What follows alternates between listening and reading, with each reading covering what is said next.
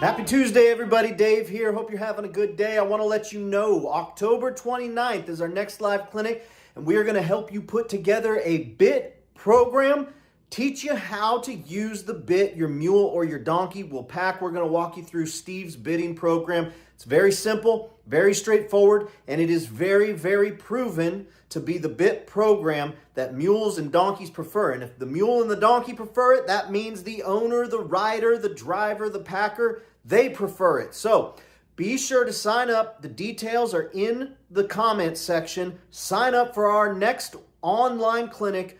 Pick the bit your mule or your donkey will pack. Today's program, we're diving deep into the archives, and we're going with our most watched live stream of all time. Why is that? Because at the very beginning, Steve talks about a saddle type that a lot of folks have a question about, and he's going to give you his honest and true opinion of that saddle, and I hope you enjoy it. Folks, we'll see you on the 29th. Don't forget to sign up. It's absolutely free, our favorite F word. I hope you're there. We'll see you. Bye-bye. Steve, Diane has a question over on YouTube. She says, I would like to know about a McClellan saddle. So, Steve, why don't you take a moment to tell us about the McClellan saddle and kind of maybe some of the differences between a McClellan saddle and then maybe the saddle that you've chosen to design after learning from the mule. Sure. Well, the McClellan saddle is basically a military saddle. It's got one single cinch. It's called a Y cinch, and it comes down from a ring in the back, ring in the front, and comes down, and then comes down in the center. It's one cinch. It's also very small because a lot of the military back then was actually a lot of really young guys. 14, 15-inch saddles were pretty much an average. The only way that you knew the difference between a horse saddle and the mule saddle was the mule saddle had a horn on it, and it was a brass horn. And that was what they had, you know, during the military, with the military. And they still do ride in parades and stuff like this with a saddle similar to it. Now, that saddle was designed for that mule, that time frame, this sort of thing. That saddle is not able to fit this new horse that we have. The modern horse, the quarter type horse. Back then it was kind of more of a thoroughbred type horse.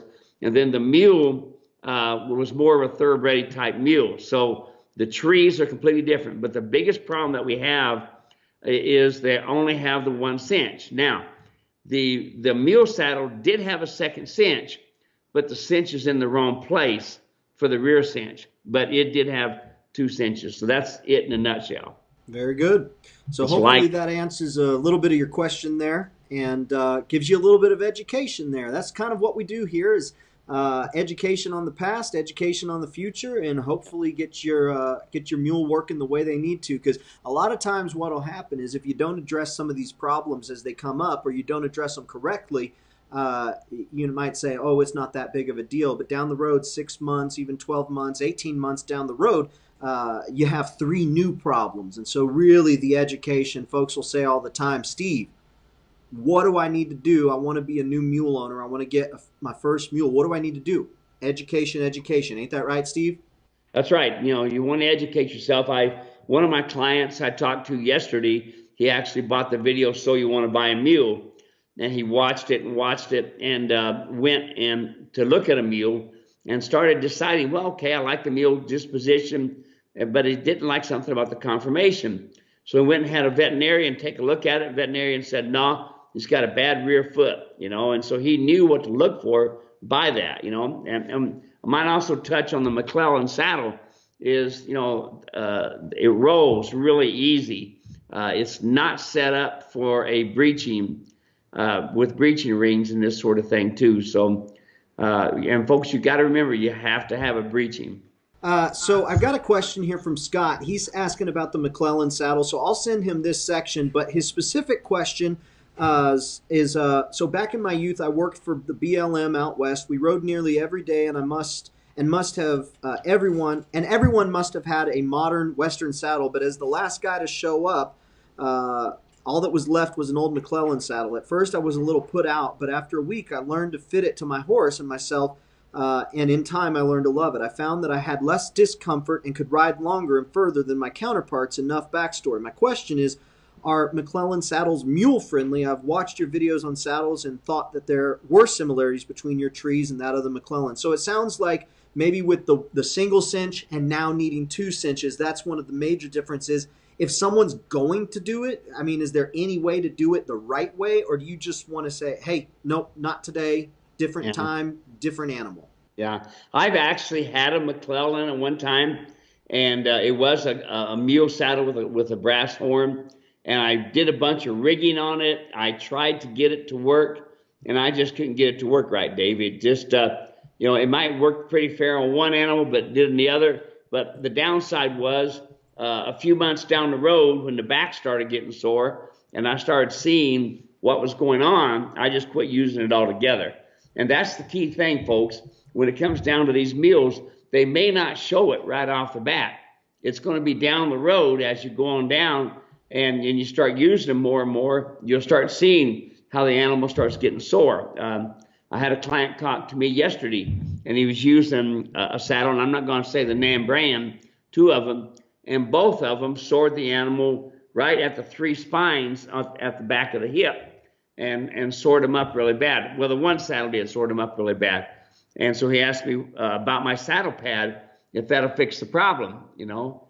And I said, well, tell me about the problem. And it was the 3 bones. So long story short, I said, look, if my saddle pad is not going to fix the problem, look at the back of your saddle, see how it's sewed together. He said, yes, it is. And I said, do you see, that is what's rubbing. That's why the back of my saddles are open, so that it doesn't rub on that area. That's what makes my saddle so unique, is that I've found all these problems, and then I tried to find ways to fix it so that when it did go on a mule that had that particular makeup or body shape or something, it would work and work fine. Good, good, good. Next question I got. This one comes from Walter on Facebook. And so Walter's got this one. He says, hi, Steve. I received the remainder of my order today. I'm very satisfied with your saddle and tack. We love hearing that, Walter. Thank you. My question to you is, my wife's mule threw me off due to tightening the rear cinch so tight and slipping in his flanks. This has been 4 months ago, and I've not attempted to ride him since. Can you give any advice on how I should ease myself back into the saddle with confidence? Dusty is a really good, easygoing mule. I have noticed him to be a little bit more shy being approached. Thank you, and have a very blessed evening. What would you say here to Walter? Okay, it sounds like if the rear cinch went up, he didn't have the hobble strap that goes from the front cinch to the back cinch. That hobble strap is really important, folks. When you have your 2 cinches there, if they're not hobbled together with a leather strap, then that back cinch will go up. There's a good possibility of that because of the mule being hourglass belly. And then, of course, the breast collar attaches to the front of the cinch, and then the hobble cinch, and then the back cinch. So that was most likely it. Okay, now, to go back to the riding part, the first thing I would do is start acclimating your mule to getting to understand that that saddle is not going to bite him again, okay? And that can happen a majority of ways. But anyway, get your hobble strap on there, tighten it up, and let the mule stand a lot. Let the mule go and walk him around some, maybe pony him, things like that. Let him start feeling the saddle, and then you start doing some groundwork with him. That'll start building your confidence, and away you go. Yeah, very good. Groundwork, groundwork, groundwork, Yep. saddle foundation. That just seems to be the thing that we always go back to, whether it's training, Yep. tune-up, or rebuilding confidence and teaching the mule new cues. That's fantastic.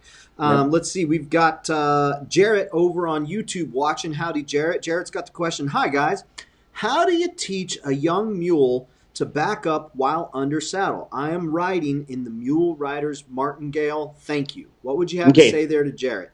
Okay, so backing up is very, very important. If you've got a good backup, that means you're going to have a good stop. And if you don't have a good backup, your stop ain't going to be any good. So whoa is really important. So this is what I do. I hold my reins like this, all right? And as I'm holding my reins, I'm going to hold my left side solid, and I'm going to take my right side, and I'm just going to bump, bump, bump, bump, bump, like that. So I'm going to start bumping, bump, bump, bump, and then I'm going to increase the intensity, and I'm going to increase the intensity, and I'm going to increase the intensity until I get him to drop his nose. Now, sometimes they'll even go even quicker. You barely bump them. 1, 2, 3, they drop their nose. All right, when they drop their nose, drop your hands, get quiet a second, pick them back up again, go back to bumping again. Notice the left side solid, the right side is bumping. So bump, bump, bump, bump. So the mule's thinking, all right, to get you to quit bumping on my nose, I'm going to drop my nose, and then you're going to let go of me, right? Well, no, not this time, because now I want you to move a shoulder. So I'm going bump, bump, bump. He drops his nose, thinking, okay, let go of me. And nope, I still got you. So, all right, what do I have to do? And then he moves his shoulder. And then the next step after that, he moves his foot. 3 on the right, 3 on the left. I quit today. And then I go the 5 days later or the next day, and I do those 3 on each side. And then I do 3 more on each side, 3, 6, 9, 12, until I get my back up. Where people make mistakes, Dave, is they tend to pull on both reins at the same time to get a backup. Well, then the mule stiffens all 5 major neck muscles, braces himself, and he's got you. But if you teach 1/2 of the time, the right brain or the left brain first, and just think bumping. Notice I'm not moving my hand a lot. I'm just rolling my wrist. And then you'll start getting a backup in a short time. Now, do I want to get out there and do this 7 days in a row, make sure that he knows, make sure that he's familiar with it, make sure that old Fluffy there is getting it? Do I want to be that aggressive in my training? No, that's the worst thing you can do.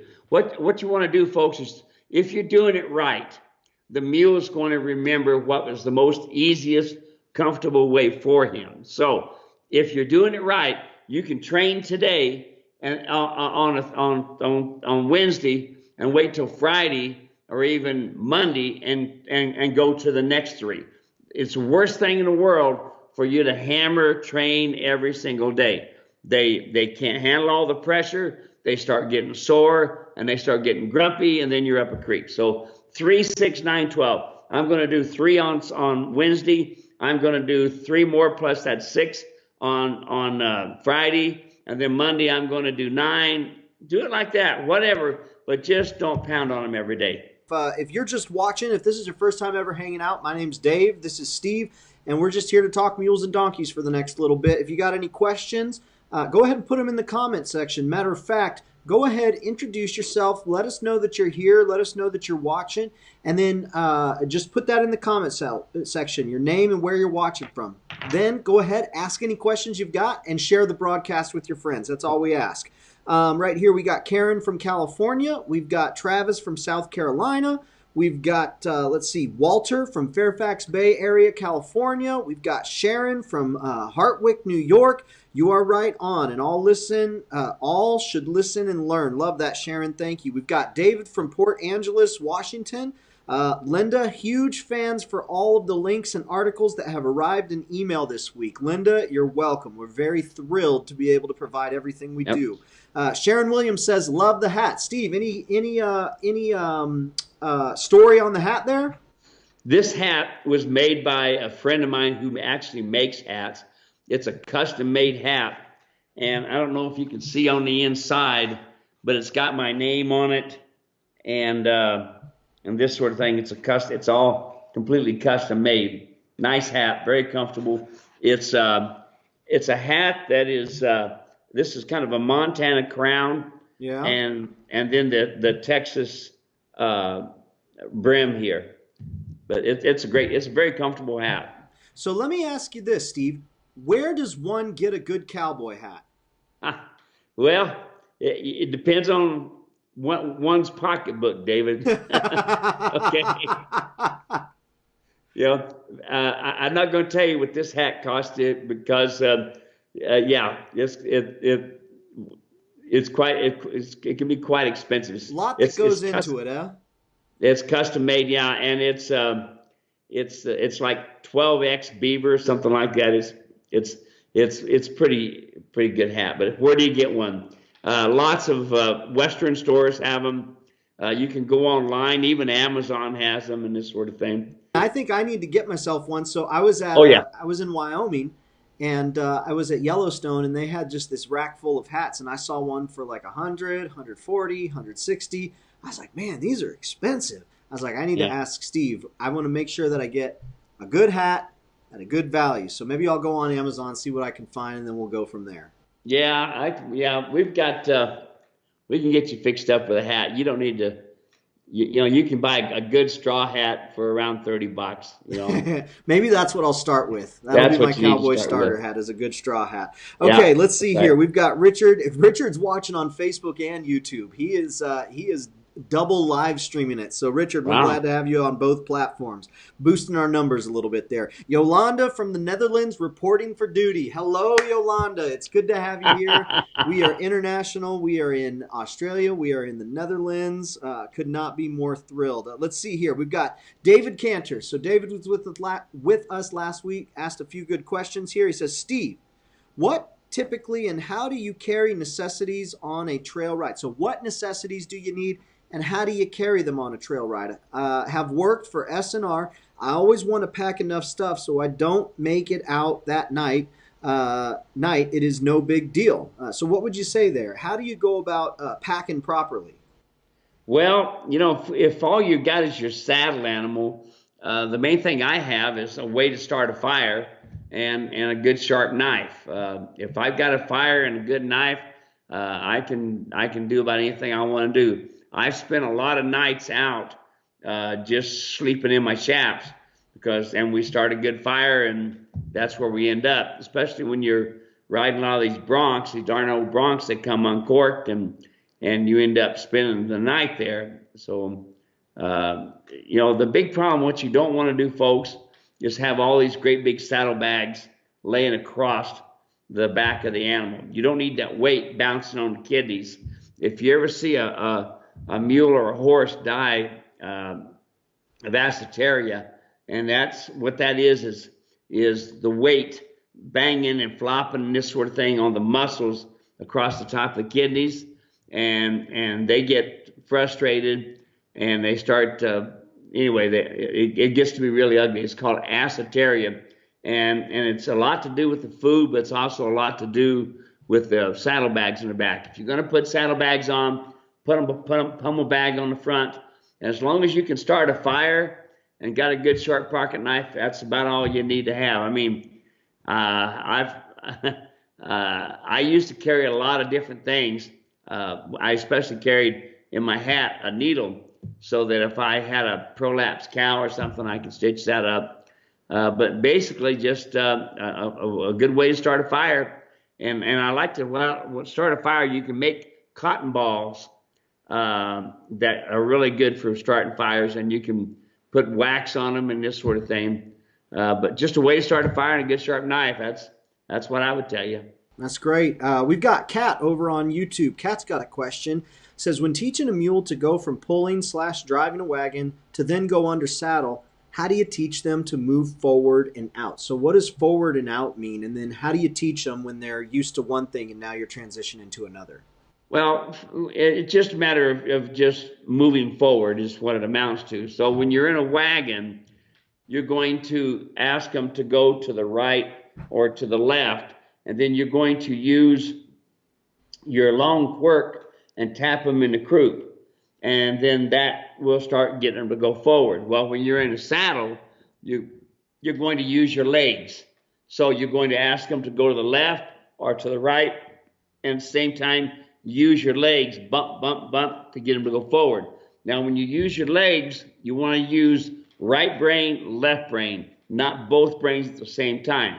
So right brain, left brain, and then use your hands accordingly, and just ask them just to go a little at a time. They'll go good.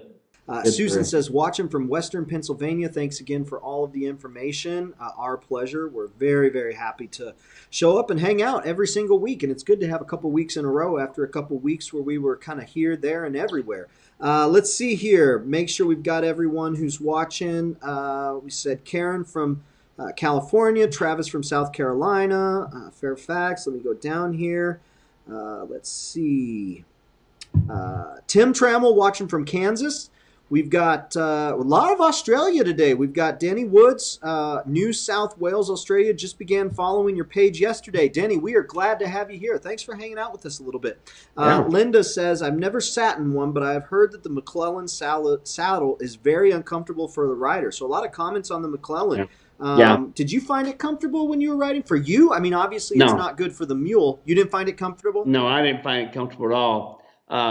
It's really hard to find something like in a 16-inch size, but they've got a great big slot through the middle because those mules and horses back then were really high boned in their spine, and so you had that slot down through the middle, and then they would throw a blanket underneath there. That's what they slept on.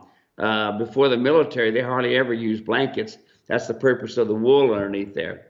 And so, but I did not find it comfortable at all. And I really tried different things to make it work. But, you know, especially since it was supposed to be, that was back when I was searching, supposed to be, quote, a mule saddle, Right. With that brass horn.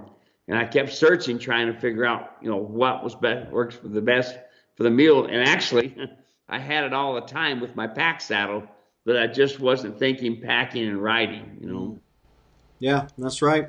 All right, so Linda has a follow-up question. Says, does your saddle come with the hobble strap that goes between the two cinches? When I send out cinches, I do send out a hobble strap. I also send out a video that says, do it like this. The saddle basically comes with 4 nylon latigos, and that's all. Then you have to add cinches, add breeches, breast collars, and this sort of thing. But I do talk about it in my video, and I actually use a string to do it with. It's kind of a cowboy way of doing it. But these days, I usually send out a leather strap about this long, and then that way you can hobble the 2 cinches together. So I'm going to put a link. We've got a link to the mule saddle training course. Yeah. And in that mule saddle training course, there's a video. It's also on YouTube. And you can look for it on YouTube, just measuring for cinches. But in the mule saddle training course, you'll find a, let's see, mule saddle training course. I'm going to put it out on YouTube and Facebook. Inside that course, there are a couple sections talking about cinches, both measuring and positioning them. So, folks, you'll find that really, really helpful. Making sure you get them in the right positions at the right lengths. Very, very important. Those cinches are. Okay, let's keep looking here. We've got Lori and Nikki are watching. We've got Richard Matthews. Hi, Chaplain Steve. Good to have you here again, Richard. Jana Griffin. Hi, guys. Tuning in from Arkansas today. So down there in the Midwest. We've got Carol watching from Missouri, Robert watching from Mississippi, Danelle watching from Oklahoma. Linda says, wow, the hat is gorgeous. So she loves that hat there. Yolanda, so I'm getting caught up here. We are talking about hats earlier. Yolanda says hats cost money. Let's see. Arkansas, Brenna watching from Arkansas. Jana was telling me probably not great deals on hats in Yellowstone. Yeah, I was kind of finding that out there, Jana. Yeah. Richard Pitts, my mule I bought 5 months ago was being rode with a horse saddle and a propper. Have bought all gear from you. Next month, think the back is healed enough to start fitting saddle and gear, or is it too soon? Should I still wait a bit? How about Dave?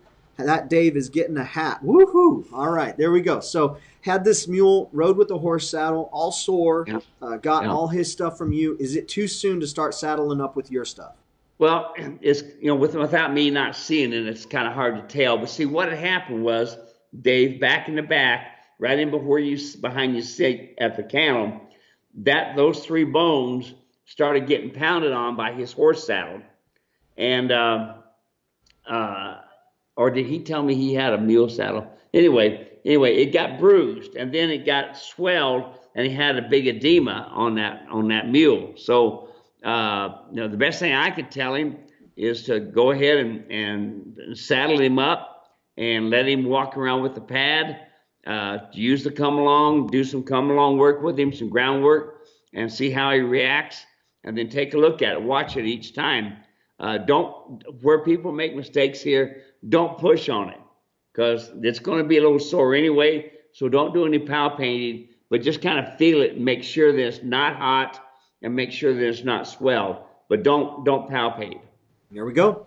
Let's see. We've got Susan saying, hello, Steve. Susan Callahan watching. We've got Amy says, made it on to listen live today. Hello, Amy. We are glad you're here. Let's see. Jenny Jo Porter. My 4-year-old is coming along nicely. However, he has the hardest time standing tied without pawing and pivoting around. Any ideas on how to resolve this, Steve? You bet. We can help you out with that. First, let me say to Susan Callahan, she is in the sheriff's office up in northern Arizona. Oh, yeah. And I just want to tell her thank you for her service. Yeah. And she's I met her a few years ago at Camp Verde, and this mule was giving her a hard time, and it was a saddle problem. But I just want to tell her thank you for her service. Okay, so let's go back. The mule pawing is basically and moving around. He's basically saying, I don't want to be here. And pawing is trying to get what he wants. He thinks if he paws, he'll be able to finally get away from this chain that's got him hooked up. And I would chain him, because what they do is they find out they can chew it, and they'll chew the rope, and then they're gone. And then they got what they wanted. So what do? Number one, I got a hitching rail, and my hitching rail is metal. I have chains welded to it with a snap, big bull snap. And I snap them to the center, and they're with about 14 inches of chain. That's all. And then I have a rubber mat laid down, and when they paw on the rubber mat. They don't paw on dirt. Now, I then take and put a chain, 14 inches of chain, heavy chain, like good log chain, and I put it on a strap, and I put it on just above the knee on the strap. And then I take a piece of baling twine, and I attach to the top length on the chain that's on the strap, and it goes across the neck down to the strap on the other side where the baling twine is. And then that baling twine keeps the hobble strap from the chain from falling on the ground. Here's the deal. When the mule paws, the chain is going to bang him in the leg, and it's going to make him uncomfortable. So what you want to do is be ready, because as soon as that mule stops pawing, immediately pull the chains off, give him that reward. That's the reward. You don't paw, I don't put the chains on. You paw, I put the chains on. That's good. So you wouldn't give him a treat or anything like that, just to kind of like affirm him and let him know that he's doing a good job and stuff? No, I'm not much on treats. I'm okay with the pats on the neck and stuff, but this is what they want. They want to be comfortable. And you're the leader. Comfortable, uncomfortable, ask, tell, demand. So it's up to you to be close, and as soon as the mule stops pawing, the split second you can do it, take off the hobbles and let them stand there. They go to pawing, put them back on again. So it's going to take a little work on your part, but I don't give them treats. Nuh-uh, I don't do that. You know, I had people tell me they give them treats because they couldn't get them to stop, and now they got them to treat. Well, what happens if they're taking off running and you're trying to give them a treat and they're scared? You got better have a bit, you know. Yeah. Next question. This one got emailed in from Rebecca. Says, hello, Dave and Steve. Yes, I have a question for your consideration. For someone like myself who will be eventually getting my first riding mule, where do I start when I bring him or her home? What would be the first thing you would recommend I start with to acclimate my new mule to my farm and myself? I have 2 geldings, horses, both 14 years old. I have front pasture and a huge back pasture. They are separated by riding ring in between. I can close off the front riding ring and back pasture from each other. Sorry, this is such a long-winded question. Rebecca, what would you say there, Steve? Is this a welcome home, Mr. Mule? Yes, sir. Welcome home, Mr. Mule. Absolutely. Folks, the biggest problem that people have is they take them from where the mule was used to being, is comfortable and relaxed, and then they take them to an uncomfortable area, and it does take them a while to acclimate. So what you need to do is put them in a small pen, 20 by 20, no bigger than that. You get a big pen, they don't need you. They've got everything that they need. They got their water, they got their feed, and if you get them, and if you get them to where you throw them out in a pasture with just a bunch of other animals, you will not get their respect, and you will not get them thinking about you. Folks, if you're just tuning in, if this is your first time ever watching, my name's Dave. This is Steve. We come hang out for about an hour every Wednesday talking about mules and donkeys, answering as many questions as we can get through during the hour. So if you're first time watching, please make sure you say hello in the comment section. Put your name and where you're watching from. We love knowing where everyone is coming around from. It's very cool that we can all find each other here on Facebook and YouTube. Number two, go ahead, ask your question. Whatever it is, you've got that question in your mind that you've been thinking about. Put it in the comment section. We will answer it for you, or do our best to answer it for you. Number three, on Facebook, there's a share button. All we ask, if you're grateful and you appreciate this broadcast, all we ask is that you click the share button and let other folks know that we're doing this here. That's how we keep going. Let's see here. We've got Neil. Hi, guys. I'm looking for saddlebags for my mule. I remember hearing about not letting your bag slap against the side of your mule. How is the best way to hook up your saddlebag? So we talked about that a little bit earlier. But Steve, for Neil, who's just joining in, what would you say about where to find them and just very quickly, best way to saddle them up? Well, basically the cantle bag, have a cantle, not the saddlebags in the back. That's the best way I know to get yourself in trouble. So the least we got back there in the kidney area, the better. As far as the saddlebags, the pommel bags go, I actually I got a company that makes them, and we've not put them on or have we put them on the website? Mountain Ridge Gear? Yeah. I'll put a link in the comments section so folks can get to them. Yeah. And so anyway, he can make about whatever, and just let him know that we sent him and go from there. But he makes a great pommel bag. He makes it where you can even put a firearm in it as well. He makes all kinds of ways, and he makes it very good. We got a question here from David. David's watching from Kentucky. He says, can a mule have Milo in feed? So number one, what is Milo? And number two, can it be in the feed? Yeah, it can. It's a small seed, and it looks like corn at first, and then it ends up having a small, almost like a piece of corn, but it's all kinds of little tiny seeds. And I have never fed Milo, so I really couldn't tell you. If I was you, I'd run some testing on it and see what the carbohydrate levels are and see what the breakup is on it and see how it would affect the mule. And if you want to feed a little bit and try it, I suppose you could, but I've never fed any Milo, so I really couldn't help you out. Yep. Let's go to the next question. This one's from Chris. Chris emailed this one in. Hi, I bought a mammoth donkey for trail riding, and I'm trying to determine his age. Your videos have been a great info to me, and I dream of someday being able to come to one of your clinics. FYI, if you want Steve at one of your clinics and expos, make sure you ask the organizer.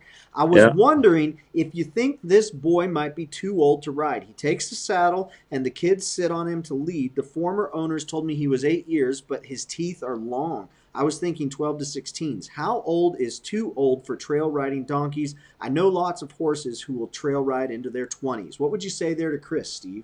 Oh yeah, if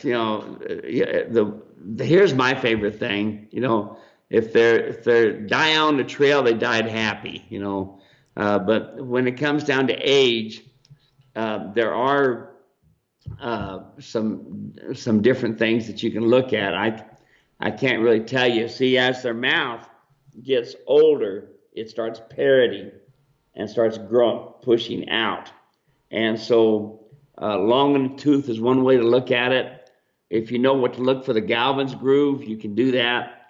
But if the donkey is healthy and is going good, saddle him up and ride him. My wife's mule, we rode her till she was 28 years old. Uncle Bud had one that was 36 years old. So I think it just kind of depends on the mule, Let's go back here, make sure that we've got all of our questions. Kathy from Northern Idaho is watching. Carol says, I just got a 4-year-old donkey. She is very skittish and hand shy. Tough to catch. Any help is appreciated. Thanks in advance. Well, there again, it comes down to keeping them in a 20 by 20 pen and then groundwork. That's what's really important. Too many people want to hurry up and get in a saddle, but I wouldn't do that. If I was her, I would get my ground communication kit that shows the video, gives you the halter, gives you the come along rope, and then you can pretty much start doing your groundwork. So we've got a video here. It's how to catch a mule on your terms. I'm going to put that in the comment section, and then I'll put a link to the foundation kit. Next question I got. This one comes from Rebecca. Rebecca says, "How do you stop and or slow down a bolting mule? Thanks for this opportunity to learn as much as possible about the mule and donkey. Greatly appreciate it." Okay, first thing we don't do is take on one rein, try to do a one-way stop, and go around in circles. That don't work. Try that at the Grand Canyon and then let me know how it worked for you. It's not. So what I would do is, number one, you have to think it's right brain, left brain. So we want them to stop straight. I use right, left, right, left, right, left. But I also use my mule rider's martingale, which then sets the head. It's the proper bit to get your communication done right. And then I would practice at home. You first want to do your groundwork, having the surcingle set up and having the mule going just like you see in the video. And then when the mule starts going good, then you can look at climbing on. Remember this, no bit fixes the problem. No bit does. I know some people that are trying to sell bits. They call it whoa mule or something like that. And it's not. It's actually called a quick stop, but they're trying to say it's a mule bit, and it's not. So you definitely want to do your ground foundation. Is cheaper than going to the ER. Let's see here. Linda talking about you going to Australia says the Aussies are in for a treat. Yes, they are, Linda. Tracy says, can't wait to see you in Australia. Richard says, thank you so much for your information. Meredith Andrew, I have a 29-year-old mammoth. He does great, but I drive him mostly. So my question, Steve, 29. You were talking about, hey, if they die on the trail, they died happy. Is 29, yeah. is that getting too old to ride? Is that getting too old to drive? Or does it just, it depends on the animal and you can keep going until the day they die? Yeah, it just kind of depends on the animal, Dave. Up at Friendly Pines Camp, we had several old mules that were in their mid to late 30s, and they did just fine. They went out on the wagons, they went in saddle, and they did good, you know. My wife's mule, 28 years old, if she wasn't for cancer, I'd still be riding her today. Yeah. Would the martingale help me communicate? This one's from Donna. How does the mule rider's martingale work? I have a 4-year-old 13 hand-high donkey. Had her since she was 6 months. Have done a lot of groundwork. Starting to ride. She understands voice commands if she is listening. I'm using a rubber D-ring bit. Would the martingale help me to communicate? I'm afraid she is going to figure it out. That she doesn't have to stop. P.S. I love the trail light saddles. So there we go. How does the mule rider's martingale work? Okay, basically, let's go. Number one, it's got a double twisted wire snaffle bit. That rubber bit is going to do nothing but cause you a lot of harm because the mule is not going to have respect for it. The donkey's not going to have respect for it. That rubber bit is going to do nothing but cause you problems. So automatically don't use that. Now, how does it work? Basically, there is your reins coming down, and then there is a piece of a string that's a nylon string that there's a hole in the rein, and it's tied there, and then it goes down, it goes around the bit, down to a strap that's adjustable, and forked like this. So the one strap comes down out of the bit to the left, one strap comes down out of the bit to the right, and it's forked like this. So, and then this string goes up around through the bit and back in the rein again. So when you pick up on the rein, you then pick up what you're using actually riding off of a string. It's similar to a German martingale, but it's not as restrictive as a German martingale. So in all actuality, you're riding off a string and not off a rein. So it's way softer than a regular martingale. And the Very thing good. about it is it sets the head. That's what you want. Nose on a vertical balance, framed up. Next question here. This one's from Sharon. It's about Fat Pocket. It says, I have a donkey, 4 years old. Just want to make sure he stays healthy and doesn't founder. Although he is not hugely fat. He has some fat pockets, I think, Yeah. starting to show up on the sides of his back. He is in pasture 24/7. It's not overly rich and gets a cup of feed daily. Steve, what would you have to say here to Sharon? Well, we've all got our fat pockets. Us guys, we know where ours are, and you girls know where yours are. So we've all got the fat pockets. The problem is just like me, the more sugar intake I take, my fat pocket gets bigger. And it's going to be the same thing with this mule, this donkey. It does not need to be out in the pasture all the time feeding. That you're doing the mule more harm and the donkey more harm by overfeeding them. It's just like you and I go into a smorgasbord. We always eat way too much. But let's go back. I would definitely put a muzzle on the donkey or the mule, and that would help them a lot. Pardon me, to keep from overgrazing. And it's really easy to get grass founder. I mean, it's amazing how you can be going along 1 week and go good, and the next week, dang, it's there. So you really have to be careful. Very good. We've got an article on grass founder and mules and donkeys. I'm going to put that in the comments section here. Yep. Next question that we've got. This one I titled "Spins and Kicks." This one's from Robin. 4-year-old Molly constantly spins and kicks near mares. We have about 4 rides in together, but never near mares. Are there any preventative exercises I can do to prepare for when I do so? Well, it's going to take some timing on your part. But there again, with the mules rider's martingale, when she goes to pin her ears, you got to do it when she's thinking about it, not when it's already done. So when she goes to pin her ears, you go with your hands right, left, right, left, right, left, and really get after her and also spur. She's trying to tell these mares, I want to be the herd leader. You're not going to be the herd leader. And that's kind of why she's kicking. So it's going to take some timing on your part. It's natural for her to think she's a leader. There you go. So Steve, Yolanda says, thanks, Steve. My fat pockets are just fine. I'm not touching that one. Not with a 10-foot pole, Yolanda. No. We love you. We appreciate you here.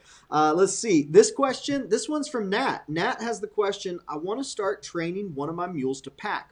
Where do I start? Well, you start by just taking your saddle, and you can actually use it for packing, and put different hitches on it and this sort of thing. Nat, you have my videos on packing, and you can learn you can take the saddle that you have there, and you can actually put some bags on it and start tying your hitches. Yolanda says only shanks work on mules. So what are shanks, and is that the only thing that works on mules? I know Yolanda's a pistol, and so I know she's probably tongue-in-cheek here, but I'm reading it, and I don't know what shanks are, and I don't know if that's the truth. Well, I mean, we can look at shank if we're in prison. It's actually a handmade knife. She's making a joke. Oh, she's making a joke? Oh, Yolanda. She goes, gotcha. My goodness. She did get me. She got me good. All right, let's see. Okay, this question here, this one's from Connie. Connie put this over on YouTube. I rescued a young castrated jack donkey about 6 months ago. He is 1.5 years old. Just recently introduced him to a 12-year-old Jenny I just adopted. He is all over her. Where he has rubbed the fur off her shoulders and won't let my 3-year-old curious gelding anywhere near her. Is this typical behavior for a young jack? Should I separate my jack from the Jenny? Does the newness wear off for my jack?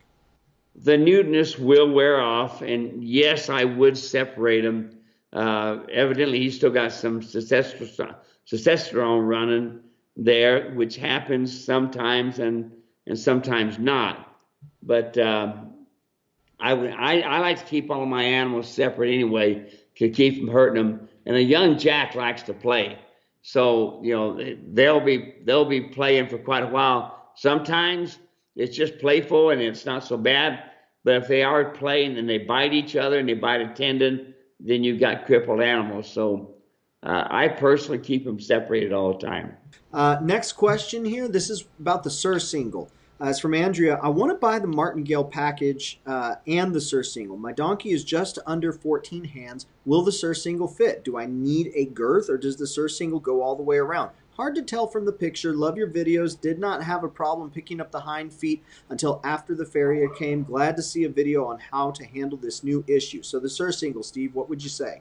Well, the surcingle has 2 nylon latigo straps, and then you put a cinch in the middle. So you can conceivably buy a 24-inch cinch, and the surcingle comes with the latigos, and you can cinch it right up like you do a saddle.